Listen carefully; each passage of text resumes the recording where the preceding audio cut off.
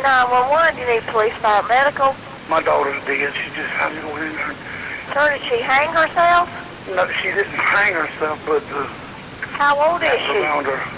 She's 11 years old.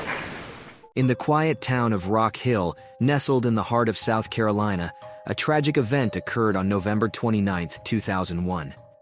Amanda Cope, a young girl, had a terrible thing happen to her that shocked the whole town. No one could have known then that this would be the craziest twist on a cold case ever heard. Billy Cope, her own father, made the sad finding when he came across a scene that would haunt him for the rest of his life. As police arrived and strange details came to light, they know immediately something wasn't right. In the early hours of November 29, 2001, Billy Cope woke up suddenly around 3 a.m. He felt that something wasn't right in his house, even though he remembered turning it off earlier. His wife, Mary Sue, was working the night shift, leaving him home with their 3 daughters, Amanda, Jessica, and Kyla. Even though they usually attended church on Wednesdays, they stayed home because Jessica needed help with math homework. Amanda, the older sister, offered her assistance, and Billy allowed them to stay up late to finish. The youngest, Kyla, went to bed at 9 p.m. Billy helped Amanda and Jessica until 1 a.m., and then they all went to sleep. Before sleeping, Billy used a machine to help with his sleep apnea. Strangely, he woke up just 2 hours later. Despite feeling half asleep, he checked on his daughters. He thought Amanda might have turned on the hallway light to get a drink. He peeked into the other bedroom and found his younger daughters sleeping soundly. He returned to his room, turned on the breathing machine, and went back to sleep quickly. At 6 a.m., Billy's loud alarm woke him. He shared that when he napped briefly, he had dreams about the rapture. In one, he saw Jesus taking people, including Amanda. However, in the dream, Amanda bid him farewell and left.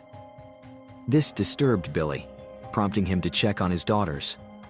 While his younger daughters were sleeping peacefully, Amanda's door was stuck due to a closet behind it. After using force to get through the door, he witnessed an unbearable sight. Is she breathing? Oh, no, she's dead. How, She's cold as a cucumber, and okay, you don't want to try to CPR or anything on her? no, ma'am, she's dead. I mean, her mouth is completely shut. She's ice cold. Okay, when was the last time you saw her live, sir? About 2 o'clock this morning. About 2 o'clock this morning. Has she been 1 o'clock this morning. Has she been sick or anything? No, ma'am.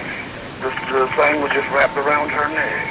Was it her bed clothing or her sheet? It was her blanket. She just had a blanket laying there, and she rolled over and it wrapped around her neck. It's the green thing on the blanket. She laid on the green blanket with a green blanket, and it had a string wrapped around it. I mean,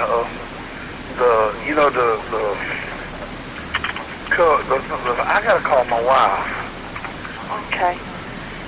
Okay, what kind of house do you live in, sir? What color's your house? It's white, but she's gone on to be with the Lord, but she was a Christian. Please, I really Okay. All right, I sir. have my light on. All right, sir. Thank you, ma'am. Thank you. Bye-bye. Bye-bye. He discovered Amanda lying still on her bed, freezing cold, and her body was swollen. In a state of shock, he called for help. After the arrival of the doctors, it immediately became clear that there was nothing more they could do. Amanda had passed away. The police arrived to investigate Amanda's death. They found Billy's calm demeanor suspicious. Despite the messy house, they couldn't find clear evidence. Amanda was on her bed, dressed, surrounded by books and school photos. The evidence suggested she had been hurt and strangled. They needed to discover who was responsible for this tragic act.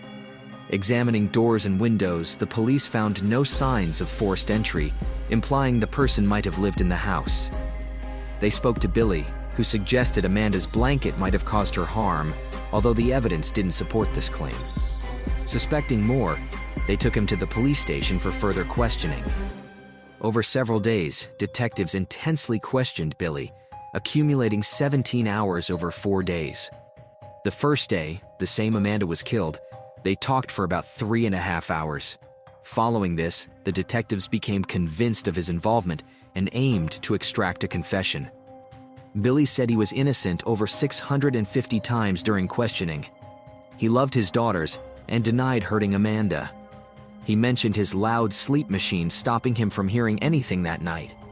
The police didn't believe him. They kept pressuring him to confess.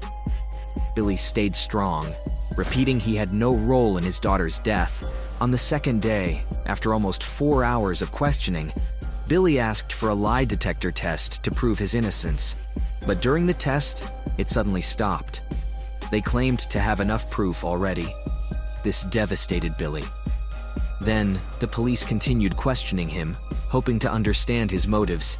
He started talking slowly and eventually admitted to the crime, but he sounded uncertain. In an official statement, he said he killed his daughter, but that wasn't the end. By the 4th day of questioning, Billy had given the police 4 different confessions. His confessions didn't match each other or the evidence. Some talked about using a broom to hurt Amanda, while others left out important details. Despite this, the police believed these confessions were true, even though they thought Billy was acting strangely. The 4th confession was a video, but it didn't match his previous statements. Still, he was accused and was officially charged with young Amanda's murder on November 30th and put in jail without bail. A year later, he claimed innocence again. The big twist, because isn't this strange? A lawyer named Phil Beatty was given Billy's case. At first, Phil thought Billy was guilty and wanted him to admit it quickly. But when he learned how Billy was treated during questioning, he was shocked. When Billy's assigned lawyer tried to see him at the police station, they blocked him. They showed a note Billy had signed saying he didn't want to see his lawyer. But his lawyer suspected Billy was forced to write it.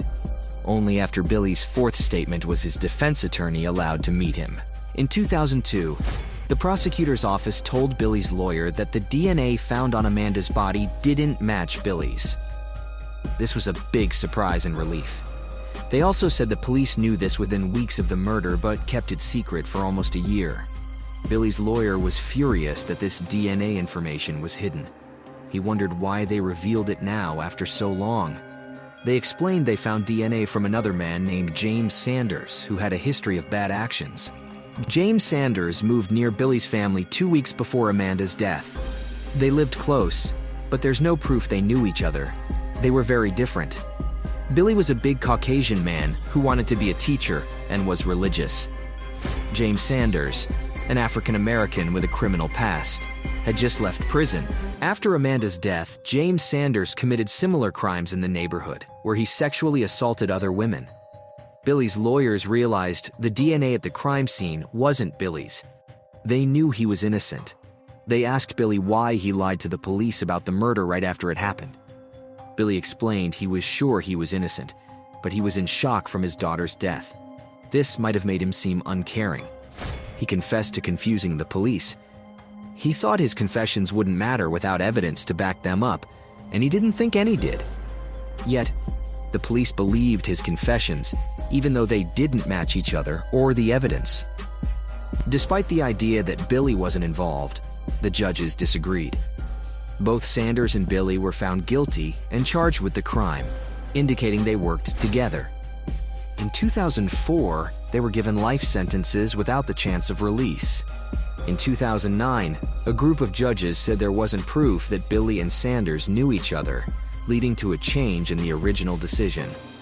However, the South Carolina Attorney General appealed, and the change was reversed in 2013. Despite the evidence showing Billy was innocent, his sentence was kept by the highest court in his state. The highest court in the United States didn't review his case. Even though all signs pointed to his innocence, he remained in jail. Sadly, Billy Cope passed away from natural causes on February 9, 2017, while he was in prison. He was 53 years old. After being accused of harming his daughter, he was never allowed to leave his prison cell. Was Billy truly guilty or not? Let us know. Thanks for watching, and subscribe if you want to watch more videos like this.